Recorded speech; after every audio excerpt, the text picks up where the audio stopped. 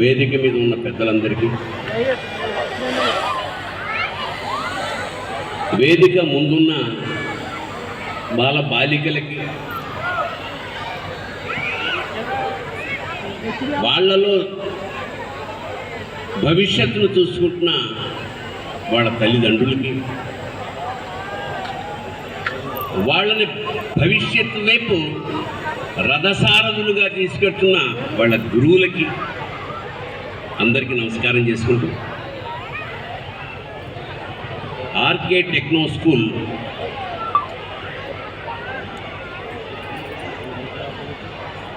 యాజమాన్యానికి, సిబ్బందికి, ఈ ఉత్సవానికి వచ్చిన అందరికీ అభినందనలు తెలియజేస్తున్నాను. ఇందాక ప్రసన్న గారు మాట్లాడుతూ జ్యోతితో పోల్చారు, జ్ఞానాన్ని జ్యోతితో పోల్చారు. మన పూర్వీకులు ఏం చెప్పారంటే, గుకారో అంధకారస్య రుకారో తన్నివారణం. ఈ జ్యోతి ఎవరంటే గురువు. గురువు అనేవాడి లక్ష్యం గుకారము అంటే అంధకారము, రు అంటే తీసేసేవాడు. మనలో అజ్ఞానాన్ని తొలగించే మహానుభావుడు జ్యోతిస్వరుడు అయిన టీచర్ పేరే గురువు. అలాంటి గురువు ప్రపంచంలో పరమోన్నతమైన ఉద్యోగం ఏమన్నా ఉందంటే అది గురువే. కారణం ఏమిటంటే, తల్లిదండ్రులు తమ పిల్లల బాగు మాత్రమే కోరుకుంటారు. పక్కవాడి పిల్లలకి ఎక్కువ మార్కులు వస్తే వీడు ఫీల్ అవుతాడు.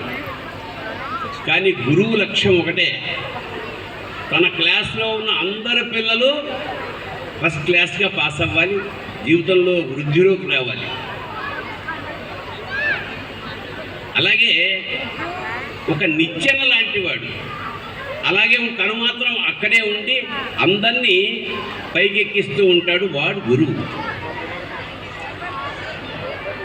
ఇలాంటి అంటే మా అదృష్టం ఏమిటంటే, నిస్వార్థమైన, నిష్కళంకమైన, పరమోన్నతమైన, త్యాగశీలుడైన గురువులు మాకు ఉండేవారు. వారి చెప్పిన విద్య వల్ల మేము ఇవాళ సమాజంలో ఒక గౌరవప్రదమైన స్థానంలో ఉన్నాం. కాబట్టి నాకు ఈ విద్యను నాకు ప్రసాదించిన, నాకు అక్షర జ్ఞానాన్ని, అక్షర భిక్షను వేసిన మా గురువులందరినీ ఒకసారి తలుచుకుని నమస్కారం చేసుకుంటున్నాను. దురదృష్టవశాత్తు ఇవాళ గురు శిష్య సంబంధం కావలసినంత గొప్పగా లేదు. ఉత్తర భారతదేశంలో ఒక సంప్రదాయం ఉంది, ఎప్పుడైనా గురువు పేరు తలుచుకోవాల్సి వస్తే చెవులు పట్టుకుంటారు. అంటే గురువు పేరుని ఉచ్చరించిన దోషం పోవాలంటే చెవులు పట్టుకుంటారు. అంత స్థానంలో వాళ్ళు పెట్టారు. నిజం కూడా. ఎందుకంటే తల్లిదండ్రులు జన్మనిస్తారు. తల్లి కుర్రవాడిని, బిడ్డని ప్రపంచానికి పరిచయం చేస్తుంది. తండ్రి ప్రపంచాన్ని పిల్లాడికి పరిచయం చేస్తాడు. పిల్లవాడు కానీ పిల్ల కానీ బిడ్డకి. కానీ ఆ ప్రపంచాన్ని శాసించే శక్తి ఇచ్చేది కేవలం గురువు మాత్రమే. అందుకని ఎప్పుడు గురువుని హృదయంలో, గుండెల్లో పెట్టుకోవాలి. నా పర్సనల్ ఎక్స్పీరియన్స్, నేను చదువుకునే రోజుల్లో,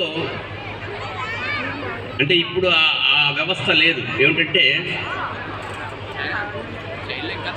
ఏదైనా తప్పు చేస్తే గురువు దండించేవాడు, బెత్తంతో కొట్టేవాడు, దస్తరు విసిరేసేవాడు.